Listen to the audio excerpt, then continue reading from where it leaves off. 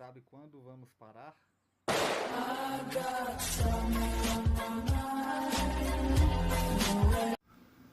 Pessoal, vamos seguir o conselho do professor Olavo de Carvalho, investir na cultura, na formação da alta cultura, na intelectualidade, na inteligência, e também vamos investir na nossa busca espiritual. A formação intelectual vem junto com a evolução espiritual, a busca pela verdade sempre passa pela palavra de Deus. Então é isso aí, fiquem com o vídeo, espero que gostem, espero que estejam gostando do nosso canal. Forte abraço, fiquem com Deus.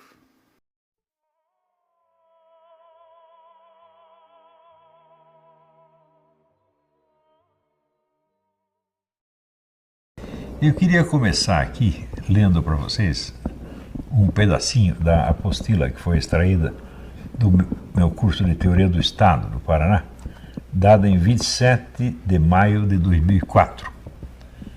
E hoje eu vou tentar elaborar um pouquinho mais esses conceitos que estão aqui explicados logo no começo, mas que são hoje em dia são ainda mais importantes do que em 2004.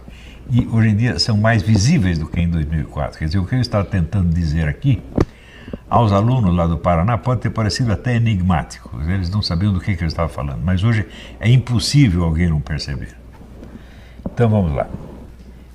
Recapitulando tudo que foi dado desde o início, eu disse que as bases para o estudo da filosofia política foram lançadas por Platão e Aristóteles, que naquela época já estavam conscientes da diferença existente entre o conceito descritivo, que é usado pelo estudioso, e as palavras usadas como compactados simbólicos, que expressam a autointerpretação que os agentes do processo político dão às suas ações. Mais propriamente, não só a autointerpretação que eles dão de si mesmos, mas a interpretação que eles querem que você dê das ações deles. Quer dizer, eles não estão descrevendo as ações, eles estão tomando a palavra da sua boca e dizendo o que eles querem que você diga. Essa diferença é absolutamente fundamental, porque eu vejo que muitas pessoas que noticiam o que está acontecendo repetem as palavras dos agentes como se elas fossem descrições fidedignas. Por exemplo, o sujeito moveu um processo com outro por isso, assim, assim. Quando você vai ver, não é nada disso. É outra coisa completamente diferente. Por exemplo, o negócio do Weintraub, né? Quer dizer, que está sendo processado, na verdade, por corrupção. Por quê? Porque ele denunciou que existe tráfico de drogas nas universidades, que é uma coisa que todo mundo sabe, toda a mídia já noticiou. Quer dizer, o que uma coisa tem a ver com a outra? Né? Quer dizer, o que esse caso tem a ver com algum delito administrativo? Absolutamente nada. Não é isso? Mas eles querem que você pense que o sujeito está sendo acusado por um delito administrativo mesmo. Então, nesse caso, você não pode aceitar, você não pode noticiar a coisa repetindo os termos que a gente usou, porque você está ajudando o cara a mentir. Quer dizer, isso não é uma descrição certa do que está acontecendo. Não é isso? Então, vamos ver. E as palavras usadas como compactados simbólicos que expressam a autointerpretação que os agentes do processo político dão às suas ações, de modo a torná-las aceitáveis a si mesmos e aos outros. Esses últimos termos têm de ser quebrados como um ovo, para que se veja o que tem por dentro. Na hora em que se quebra o ovo, veja que as intenções subentendidas nos termos são às vezes bastante complexas. Existem ali várias camadas de significado diferentes. Antes dessa descompactação, não é possível fazer uma comparação objetiva entre as várias correntes e grupos de personagens que agem no processo político. Ou seja, se existem 2, 3 ou 4 discursos opostos em concorrência na luta pelo poder, não se pode compará-los a partir de seus próprios discursos e das próprias alegações. Primeiro você tem que descompactar cada um e dizer, vamos ver por trás dessas palavras quais são as ações reais que estão sendo empreendidas e que essas palavras reforçam, como instrumento, como propaganda, seja lá como for. Só aí você pode comparar os vários discursos, ou se você quiser usar as várias ideologias. Não é isso? Agora mesmo eu estava comentando, né, isso que está acontecendo na Flórida, que o governo da Flórida está baixando leis que impedem os big techs de censurar discursos. Então, isso é uma boa lição para esses liberais e conservadores de merda que não entendem nada, que acreditam no seu próprio discurso. E dizem, ora, tá vendo como você, que é o homem liberal, defensor da livre empresa, você está sendo obrigado a pedir socorro ao governo contra a livre empresa? Hã? Porque se você disser intervenção estatal ou livre empresa, isso são termos, são compactados simbólicos, meu Deus do céu. Não são termos descritivos apropriados. Isso não quer dizer que o sujeito que assume, né, o homem da esquerda que assumiu o governo, né, ele vai estatizar tudo, né, e que o outro lado vai liberalizar a economia, a política. As coisas simplesmente não são assim. Por exemplo, quando o Lula assumiu a presidência, ele foi ótimo para os empresários. Ele ajudou os empresários em tudo. Porque o objetivo dele não era absolutamente implantar o socialismo no Brasil, mas, ao contrário, socorrer o socialismo que estava falindo em Cuba, em Angola, na Venezuela. Essa era a função dele. O comunismo mundial botou ele na presidência para ele socorrer um movimento que estava naufragando. E ele cumpriu essa finalidade brilhantemente. Agora, tem esquerdista louco que diz, olha, o Lula nos traiu porque ele passou para o lado dos empresários. Né? E tem idiota também, conservador liberal, está vendo? O Lula não é comunista, ele está ajudando a livre empresa. Ou seja, essa pessoa não entende absolutamente nada do que está acontecendo. Eles se deixam levar por palavras. Não é isso? Ora, eu já expliquei 1000 vezes para vocês que toda palavra tem o signo, o significado e o referente. Então, o signo é ou um sinal, ou auditivo, ou visual, né, que tem um significado. Esse significado é um conjunto de palavras que expressam a intenção suposta do falante. Não é isso? E você tem, finalmente, o referente, que são as coisas, atos e elementos do mundo real que estão ali significados. Esses elementos não são verbais. Eles não fazem parte do discurso. Você entender o discurso não significa que você sabe qual é o referente. Isso é uma coisa absolutamente básica. Né? Portanto, qualquer filósofo que diz para você que tudo é linguagem, você pode bater no cara. Né? Pode baixar a calça dele e bater na bunda até ficar vermelha. Porque o cara não sabe nada do que está falando. Se o simples fato do sujeito poder dizer esta frase prova que ela está errada. Porque o som que você emitiu é linguagem ou ele é um fenômeno do mundo físico?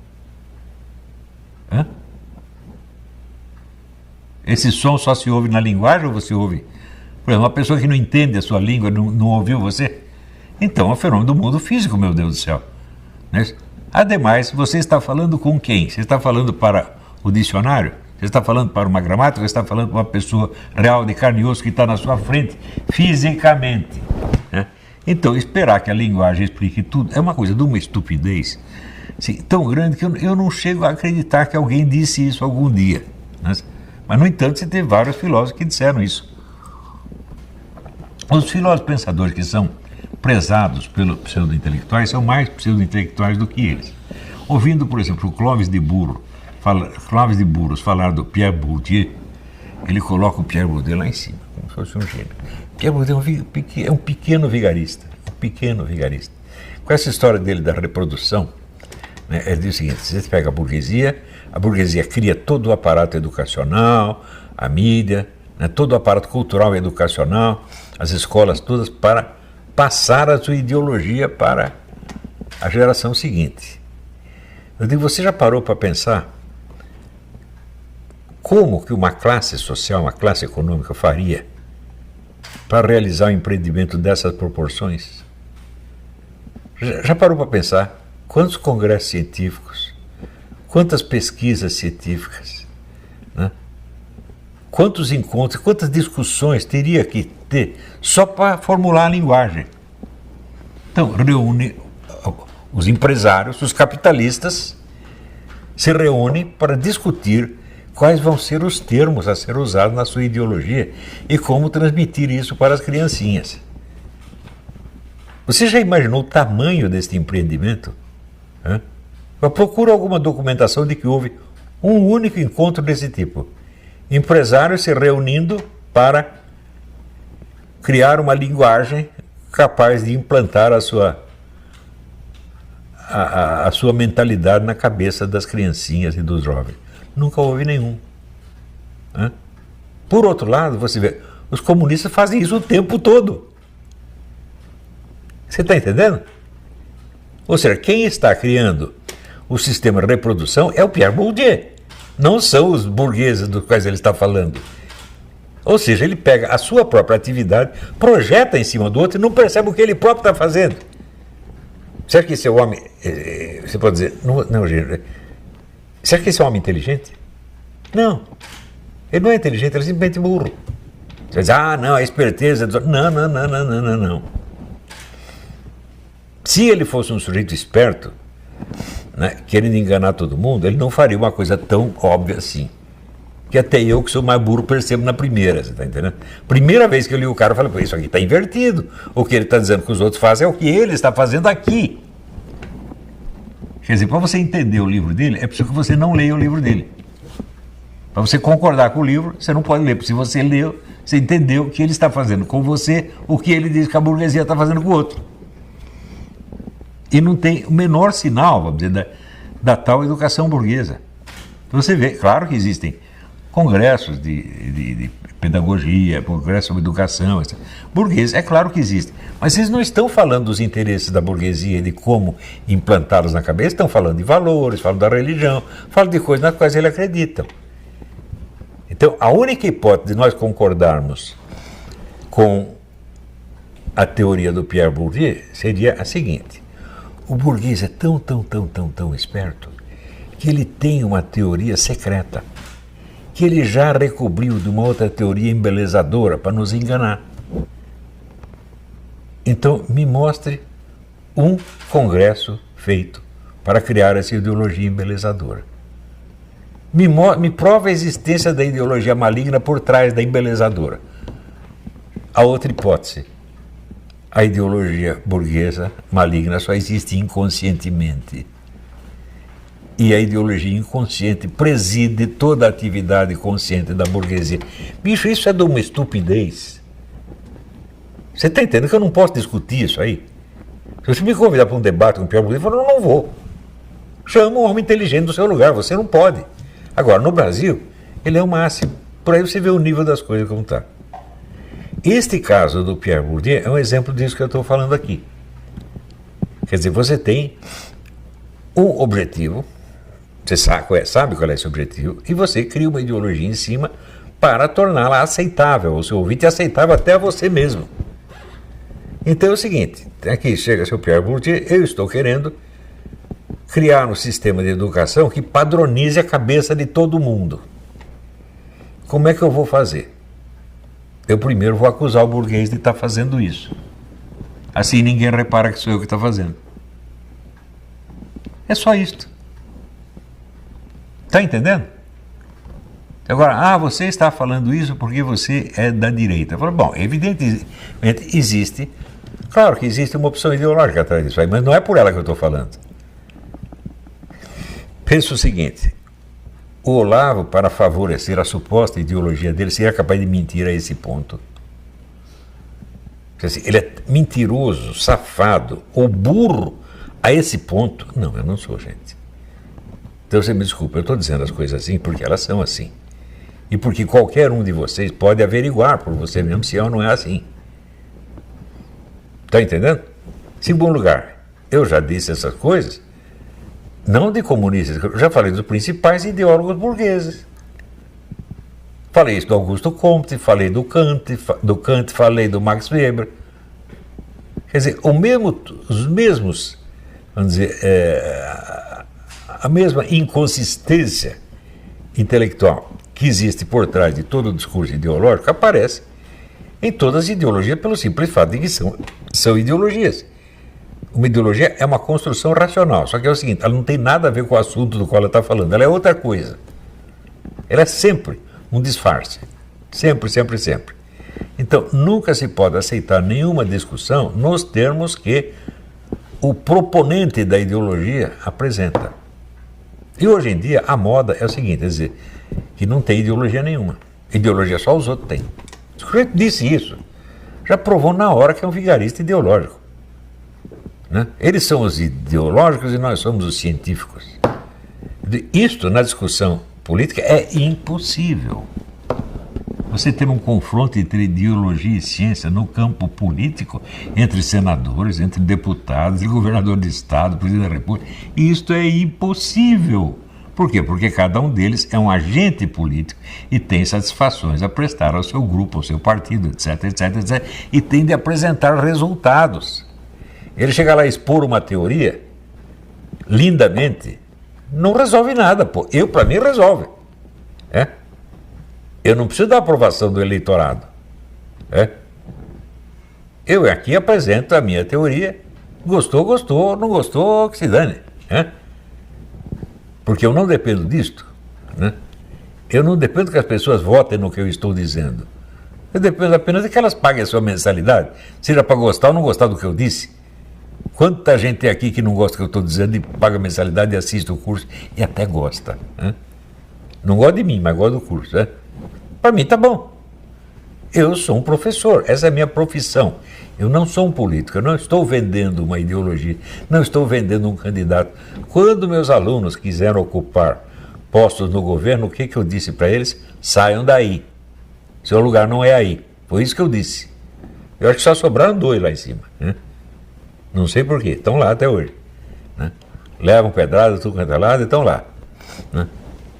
Eu disse, a nossa função não é na política. O que não quer dizer que eu seja indiferente à política. Não, ao contrário.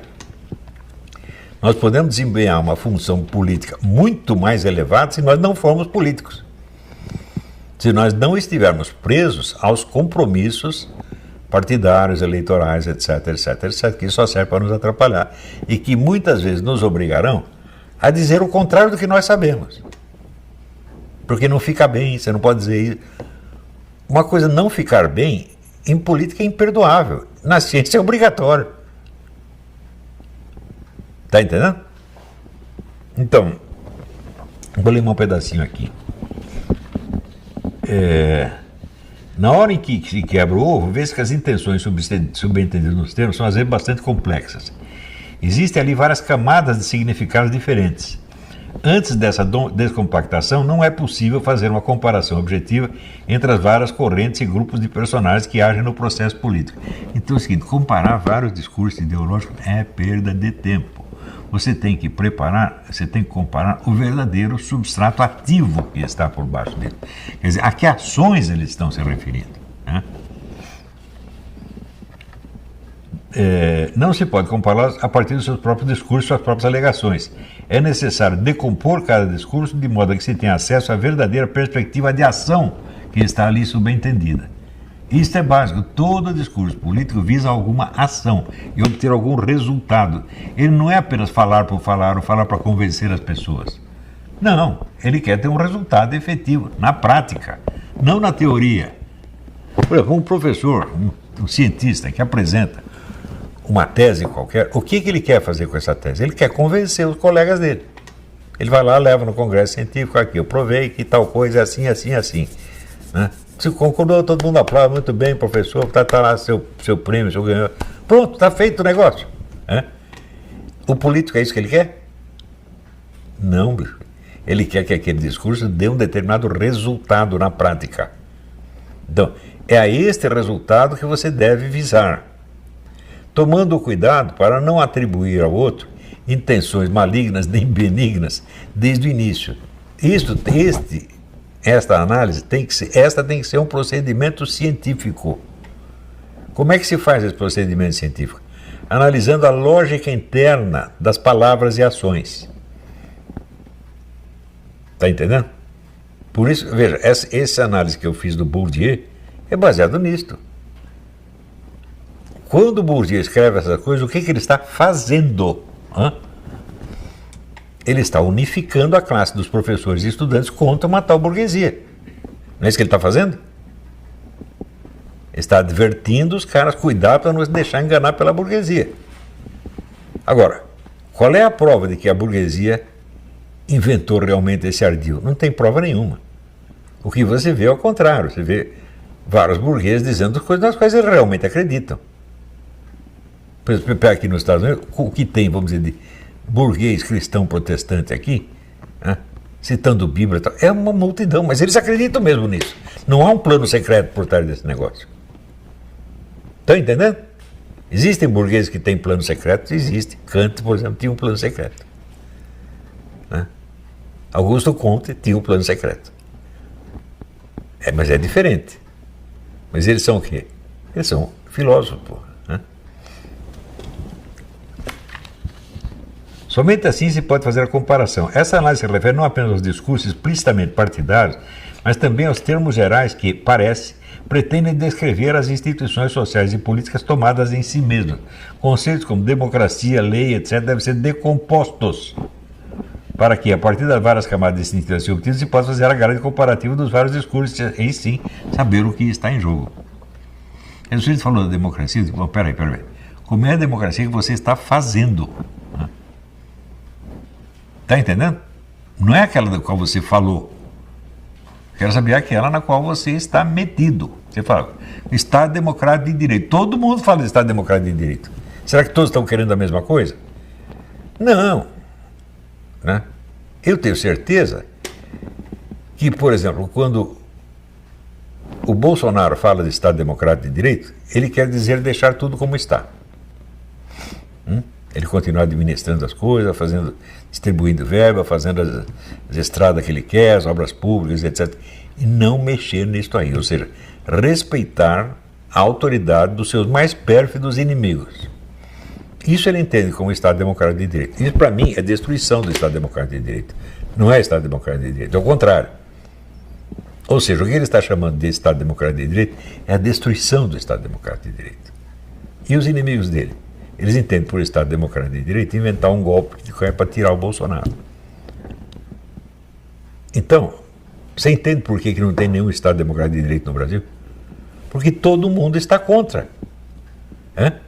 Um está contra, mesmo levando ele próprio ao prejuízo. Ele não liga para o prejuízo. Se você pensar, o que o Bolsonaro fez contra os inimigos dele desde que ele assumiu? Resposta, nada. Nada. Quer dizer, o sujeito assume dizendo que está liderando um movimento contra o comunismo continental. Ele fecha algum partido ilegal? Nós sabemos que os partidos comunistas no Brasil estão filiados ao Foro de São Paulo e estão, portanto, proibidos por lei, pela lei eleitoral. O Bolsonaro fez alguma coisa para fechar esse partido? Absolutamente nada. Isto para ele é o quê? Estado Democrático de Direito. Quer dizer, deixar os partidos ilegais funcionar como se fossem legais é Estado Democrático de Direito para ele. Isso é a mesma coisa que dizer o seguinte, ele não sabe o que é Estado Democrático de Direito. Ele tem uma visão embelezada do negócio, né? E acredita nela. Ele pega um jogo verbal e trata como se fosse uma realidade. E o outro lado? O outro lado nem percebeu isso. Se eles percebessem, eles veriam o seguinte, que o Bolsonaro foi o adversário mais gentil e bondoso que eles já tiveram. Mas quando ele disse, não, o Bolsonaro é fascista, ele quer implantar uma ditadura, é claro que isso é tudo sonho.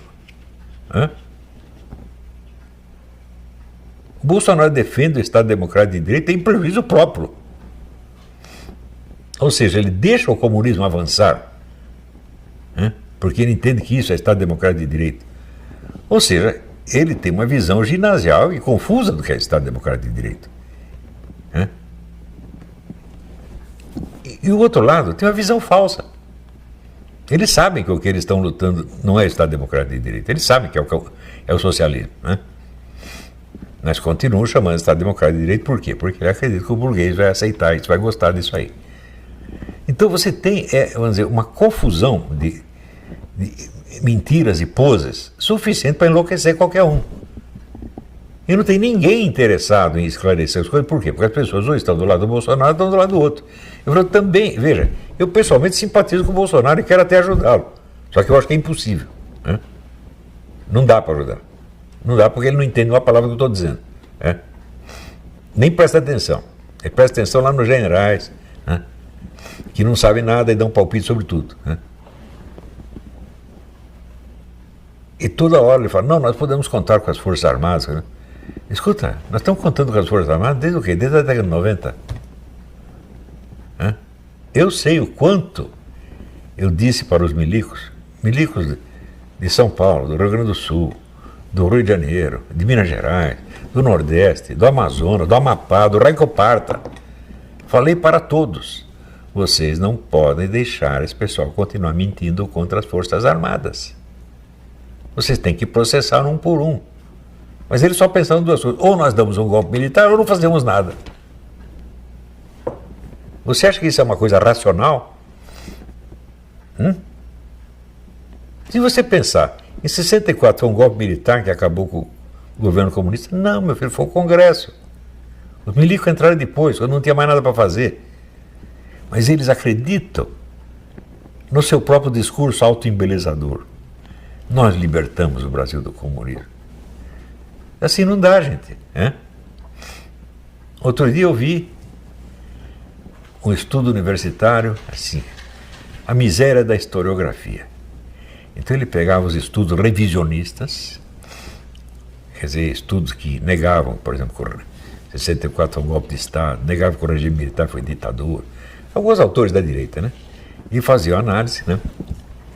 E diziam o seguinte, isso aí é tudo expressão do neoliberalismo.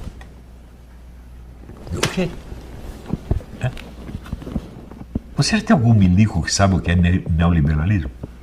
Você acha que tem algum devoto das Forças Armadas que pensou em neoliberalismo?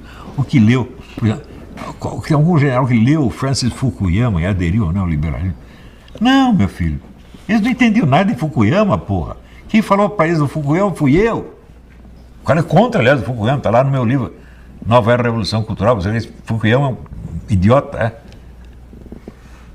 Então, nem no nível Fukuyama eles tinham chegado, rapaz.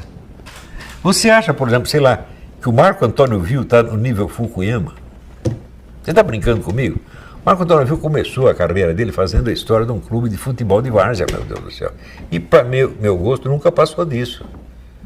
Tem lá o Eduardo Bueno. O Eduardo Bueno é coletor de curiosidades. É um autor de historiografia de almanaque. Ele conta coisinhas interessantes. Isso fala bem, é um cara simpático. Mas não passa disso. Você vai dizer, ele é um historiador? Oh, meu Deus do céu, eu sei o que é um historiador. Historiador era o Capistrano de Abreu, historiador era o Zé Honório Rodrigues, historiador era o Oliveira Lima. Né? Isso eu sei, esses eram historiadores. O Eduardo Bueno, não. Ele é um professor de história do secundário, meu Deus do céu, é diferente. Né? Se bem que eu tive professor de história que era bem melhor que ele. Né? Falecido Francisco de Almeida Magalhães. O qual já estava gagá e ainda era melhor que ele, hein? Dá um cafezinho. Outro dia eu achei a foto do meu professor. Né? Tem dois professores, do Francisco Almeida Magalhães e do Décio Grise. Né? O Décio Grise estava com, sei lá, 103 anos quando tiraram a foto, uma coisa assim.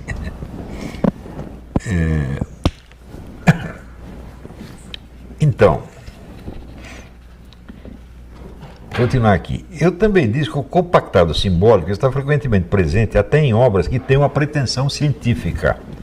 Obras de investigação teórica como a de John Locke, Montesquieu, etc., que são considerados clássicos da filosofia política. Mesmo eles devem ser submetidos a essa análise. A diferença entre o discurso descritivo e o discurso do agente, que eu chamo de discurso do agente, aquele que pretende interferir no estado de coisa, obter resultados políticos, isto aqui é básico. Que resultado político pretendo eu obter? Eu só admito o resultado político talvez num prazo de 30 ou 40 anos, depois de formar uma nova geração de intelectuais. Daí esses intelectuais vão decidir o que eu vou fazer politicamente. Eu não vou estar mais aqui. Eu vou estar irremediavelmente falecido e definitivamente falecido, está entendendo? Então, eu não estou trabalhando para nenhum objetivo político, mas eu estou trabalhando para um objetivo cultural, manifesto. A presente intelectualidade que pega verbas do governo, eu desejaria destruir, sabe o que é destruir? Desmoralizar completamente, todos e um por um. Pegar todos esses caras de congresso literário, congresso historiográfico e tal, né? tirar um certificado, vocês não têm capacidade para ser professor de história, para ser professor de filosofia, tirar, mandar tudo para casa e botar gente boa. Isso eu faria se tivesse o poder. Infelizmente, o governo que fizesse isso ia fazer as graças. Não pode ser feito por governo. Isso só pode ser feito por uma nova geração de intelectuais. Não se trata de medidas administrativas, não se trata de medidas jurídicas contra os caras. Trata-se de desmoralizá-los no confronto intelectual, como eu fiz no Imbecil Coletivo e outras obras. Aquele pessoal do Imbecil Coletivo, pega os personagens do Imbecil Coletivo, vocês reparam que todos eles desapareceram? Né? Nunca mais tiveram a coragem de botar a cara para fora da porta. Teve um que desistiu de ser cientista e foi ser plantador de alface no Rio Grande. Coisa certa, profissão honesta. Outros desapareceram. O tal do Leandro Conde, assim, nunca mais disse uma palavra. Hein?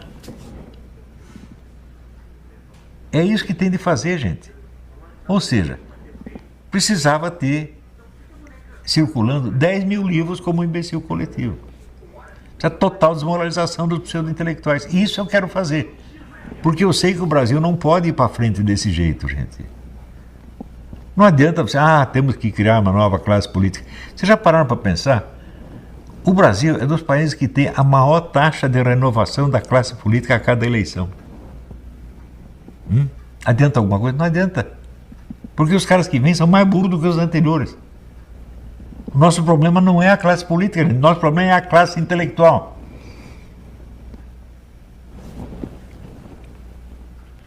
Você pensa que isso aí é uma opinião? Não, eu levei décadas para chegar nisso aí.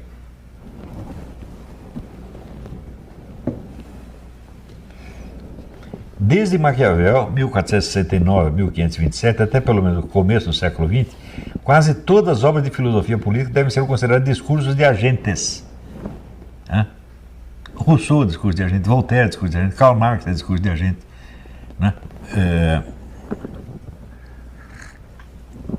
Emílio Durkheim, discurso de agente. Todos eles são discursos de agente. Quer dizer, você não tem obras verdadeiramente científicas aí. Eu acho que a partir do século XX tem. Né? Inclusive, uma grande parte das obras do Max Weber são realmente científicas, não posso negar. Ainda que esteja errada. A teoria dele da espírito do capitalismo e o protestantismo está 100% errado. Mas é um trabalho científico. Trabalho científico que deu errado, fazer o quê? A vida é assim.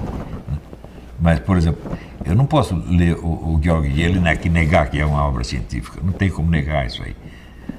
Se você pegar ali, pega o livro do George Delvecq, Filosofia do Direito, que tem uma segunda parte histórica, você tem centenas de autores do mais alto gabarito, 100% científico, gente muito séria.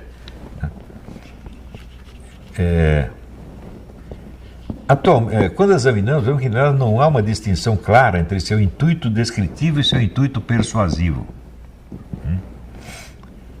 Atualmente, essa distinção pode se basear no conceito de Karl Bühler sobre as 3 funções da linguagem. A função denominativa, a qual dá o nome das coisas ou descreve o que se passa no mundo. B. A função expressiva, pela qual o indivíduo humano manifesta seus estados interiores. E C. A função apelativa, mediante a qual o falante procura agir no estado de espírito do ouvinte. A coisa mais óbvia do mundo é que, no discurso do agente, o que predomina é a função apelativa. É a ação que ele quer desempenhar sobre a sua cabeça. O que ele quer que você pense, que você acredite. Não importa o que ele acredita realmente, e muito menos importa o que ele sente, e muito menos importa o que ele está vendo na realidade. Tudo está submetido à função apelativa. Essa aqui é uma análise que não é muito difícil de você fazer. Porque você para pensar assim, quanto de elemento descritivo tem no que ele está dizendo? E quando ele descreve, ele está tentando descrever as coisas como ele as viu, ou ao contrário, ele as descreve como ele quer que você as veja. Se ele estivesse descrevendo como ele as viu, então ele botaria ali os elementos positivos e negativos misturados. Porque nada no mundo é assim 100% mal, 100% bom. Então ele descreveria em primeiro lugar um problema. Tudo o que existe no mundo é problema. Nada vem resolvido. Então, toda descrição correta é formulação de um problema, cuja solução às vezes você não tem. Primeiro você precisa formular o problema, depois buscar a solução e às vezes não encontra. Eu no meu curso já formulei para vocês 1 milhão de problemas cuja solução eu não sei. Mas se a descrição é honesta, ela vai formular um problema. Ou seja, as contradições, as dificuldades, né? Isso aí ele vai mostrar, mas algum político faz isso? Algum político vai chegar e dizer, olha aqui, eu estive examinando esse negócio da pandemia, mas eu não estou entendendo nada, porque tem esse indício, sugere tal coisa, esse outro sugere uma coisa contrária, aqui sugere uma terceira coisa, e no fim eu não estou entendendo. Você já viu algum político falar isso? Não, bicho. Todos eles falam no tom de quem já entendeu tudo e já tem a solução. O que é a prova que são todos vigaristas. Né? Porque eu não sou contra o discurso de agente. O discurso de agente tem que existir. Eu outro dia dei aqui para vocês a definição dada pelo Alberto Ibáñez, esse grande filósofo político espanhol, que o debate político é a confrontação entre teses contraditórias, as quais ambas se apresentam como certas e infalíveis. É assim mesmo, você está entendendo? E não tem como ser de outro jeito. Por quê? Todo o mundo político é o mundo da ação. E no mundo da ação você não pode ter certeza de nada. Por quê? Porque você não cometeu a ação ainda. Né? Tem algum sujeito que faça discurso político sobre coisas que já foram feitas, já foram resolvidas, já estão acabadas? Nenhum faz. Todos estão propondo algo. Se você está propondo algo, você não pode ter certeza científica sobre aquilo. Você tem, no máximo, uma probabilidade. Né? Ou seja, na melhor das hipóteses, é um discurso dialético. Em geral não é isso, em geral é apenas retórico. Ou seja, ele está apenas usando as crenças da plateia como premissas, para tornar determinada coisa mais verossímil. Né? Então, o discurso político em si, ele não é fonte de certeza. No máximo, ele pode dar uma dúvida. E se você for esperto, você vai entender que quando o político te traz as certezas dele, ele está apenas mostrando dúvidas, que ele não é capaz de formular como dúvidas, talvez ele nem perceba que são dúvidas. Talvez ele acredite nele mesmo, ao ponto da psicose. Você entendeu?